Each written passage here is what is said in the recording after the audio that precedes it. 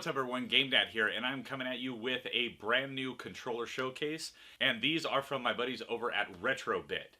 Now, huge thank you to everyone over there for sending these over for me to check out, and they sent over some goodies. We got the Jungle Green Tribute 64, and this one is the USB one for use with like computers, Switch, all that kind of stuff. Then we have specifically the Tribute 64 for the N64, as well as the Tribute 64 wireless. So I am very excited to check out these controllers and let all of you know what I think about them. And just a reminder, even though these were sent to me to check out, this is not a sponsored video, and all thoughts and opinions are my own. And before we dive into the video, if you are new here or you just haven't yet, please consider hitting those like and subscribe buttons, as well as that little notification bell so that you get an alert every time I've got a new video coming out. And also, please be sure to leave a like and follow across social media at GameDad Show on Instagram, Facebook, and Twitter. Now let's go ahead and dive in and check out the Tribute 64. Alright, now before we dive in and check out the actual controllers themselves, let's go ahead and do a little unboxing, shall we? So right here we got that Jungle Green, we got that Atomic Purple, and let's open these up and see what comes in these. These are part of the Platinum collection from RetroBit for the Tribute 64. And other than the colors, the main difference between this one and this one is this is for the N64. This has the N64 controller port on it. This is for PC, Mac, Steam, and Switch. So, you know, if you really want to get legit with your Switch playing, there you go. Let's see, so we have the instruction manual. I'm sure it's nothing too important. Yep, plug it in. Okay, then once we take this out of the box, we get lots of plastic. We get some tape holding a cord down. And then we get the Tribute controller itself. So this is the wired USB one, has a huge cable on it. This thing's got to be at least 10 feet. And then the feel of it, let's see. Ooh, I really like this. This feels like, is that a GameCube joystick? This super feels like a GameCube joystick, and I really like the GameCube joystick. My hands are pretty big, so it feels a little tiny in the hands, not horrible. But the way that your fingers go around this, that's really nice. So it's not like finger triggers and finger bumpers. It's more the middle pad on your index fingers. That's kind of nice. Or if, you know, you're some sort of heathen and you play like this. But nice, yeah. The bumpers, very responsive. Good tactile feedback to them. Same with the triggers. We got your L and R. We got your Z's right here. All these buttons are nice and rounded. I really, really like that. The D-pad right there in the center. Yeah, this is nice feeling. I like this, and I really like the color of it. That's really cool. And then let's see here. So I don't know why it's included because there's nothing there, but I guess this is just storage for an accessory. You could store a memory card there because it does absolutely nothing. There's nothing down in here. They must use this same shell for all their controllers, and then they just take out the little bottom plate when you want to do a memory card. I guess we'll find that out with this next controller. So let's open this one up and see what it's like on the official N64 version. Alright, now, oh, this one, wait, what? Oh, there we go, I didn't open it far enough. What does this one have for us? More plastic, more tape holding a wire, and more controller. Now, there you go. You get your N64 connection right there, and it is a matching color, which is nice. I like that. Same exact feel.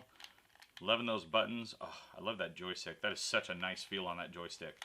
And then on the back, yes, so suspicion confirmed. The blank slot right there is indeed an actual port on here. So that's where you would plug in your Rumble Pack, where you would plug in memory cards, things like that. And awesome, yeah, so that feels nice. Now, these two are all fine and dandy. However, there is one more that RetroBit sent over, and this is their new hotness. This is the Tribute 64 wireless controller, and this one is compatible with the N64, with the Switch, and USB enabled devices. So this one, it looks like it comes with a little dongle that will go on either thing. So we're going to go like this, open this guy up, and I already see something that I like in here. So we're going to get that box out of the way. We're going to get documentation out of the way. And right there, Type-C. Everything should be using Type-C. Now let's feel this controller, shall we? Wow, surprising. This is like, I mean, obviously it has a battery in it, but this thing, it's the same weight as the other one. Nice. That's awesome. You do get a couple extra buttons up here, and it looks like they altered their design. So you have a couple more buttons here. I don't know what they do yet. But then right here, the D-pad has moved right down here instead of being in the center. And I gotta say, I like that. The stick, very nice. Buttons are nice. I still like that rounded profile. Yeah, that's nice. I like that. Buttons still feel solid. The triggers, actually I think the triggers feel better on this. And then you got that nice Type-C connection right there for charging or plugging it in.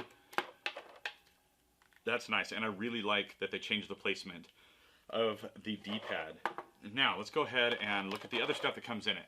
So we have a little wireless dongle, and it looks like, so this has some different things on it. It's got a switch, it's got a button. I'm assuming the button is to sync. The switch, there's an M and an R, and then there's actually a micro USB connection on there. I'm not sure why. Let's see. Please remove before use. Before operating, you must position the mode switch to memory or rumble. Oh, okay. So it's kind of like a dip switch. You either have it set to memory card or rumble pack. That's weird though. What does it like? I guess it activates the rumble in this? That seems odd. Oh, and looking at the back, these are macro buttons right here, these two. And they give you all kinds of things to do macros on there. Huh, interesting. That's kind of weird that it's a switch too. Why can't they just activate the rumble in there? Odd. Okay, do not change mode while console is running or you may experience errors. And you open that up and you got your connection for memory card or rumble pack. We'll leave that on because I will forget. Moving on, we have a little USB dongle. Again, has a sync switch on it. Oh, interesting. Hopefully this works. This was slightly bent in the packaging just now. Well, if it doesn't, maybe we'll have a teardown of how to repair a USB dongle video. All right, you just plug that into your PC or Switch or whatever, and you got presumably wireless there. So we have the wireless one that we're going to check out, see how it operates, and we have the wired ones that we're going to check out. I think the biggest difference that I will notice is the placement of the D-pad. So we will check these out and play some games. All right, so here is the wireless Retrobit Tribute 64, and I actually have this running on my Switch right now because it comes with a little dongle to be able to plug it into the Switch or a receiver to plug it direct into an N64. And on the Switch, honestly, I gotta say, this is probably the best response time I have seen out of a wireless N64 controller for the Switch. I mean, this is great. There is essentially no lag of any kind, and I am able to just play the game.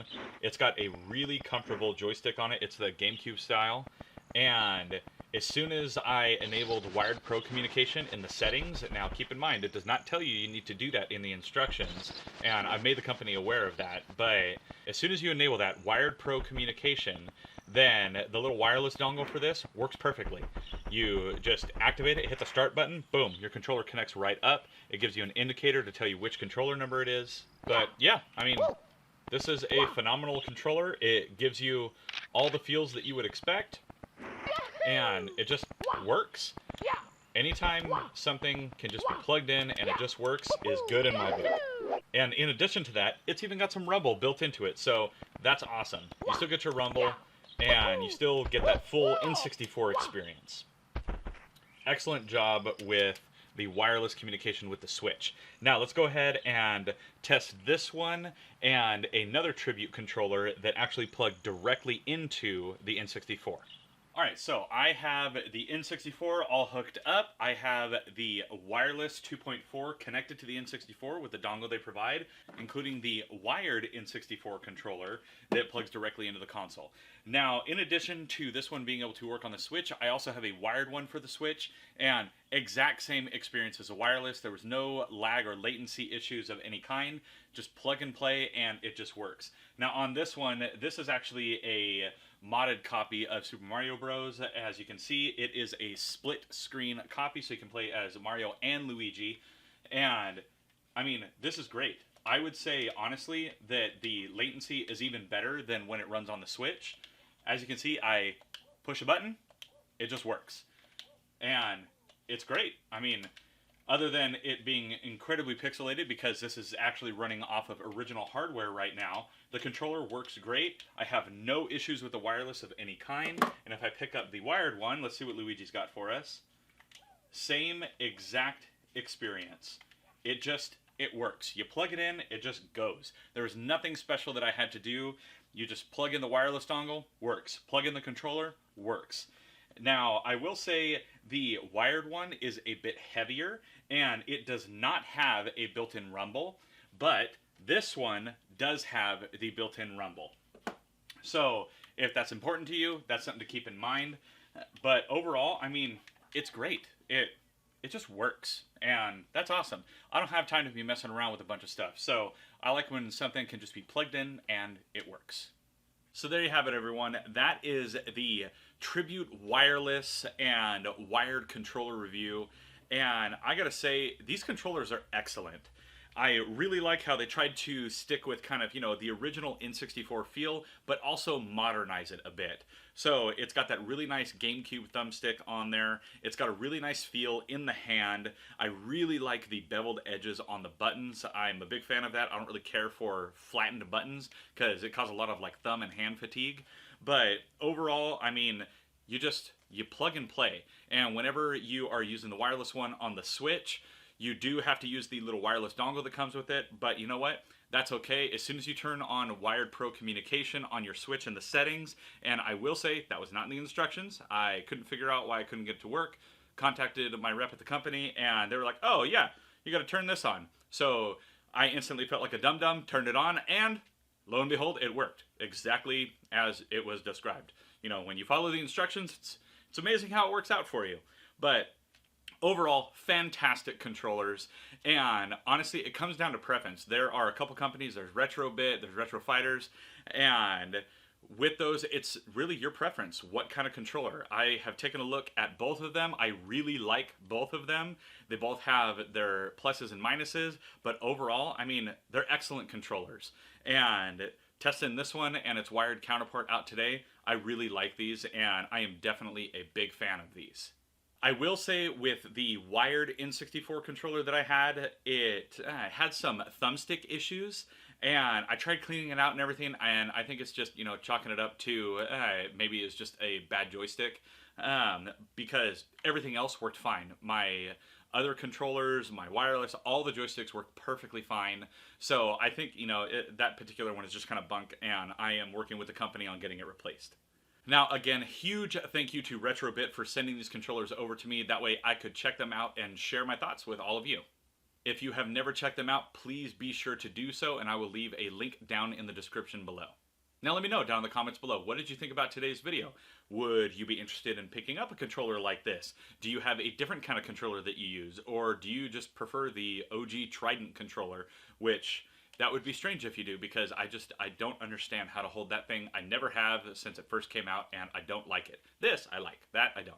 Also, if you are new to the channel, please consider hitting those like and subscribe buttons, as well as that little notification bell so that you get an alert every time I've got a new video coming out. And if you're interested in helping to support the channel, please check us out at patreon.com/GameDadShow or over at tpublic.com/GameDadShow. Now, as always, I'm GameDad. I thank you all for watching, and I'll catch you later.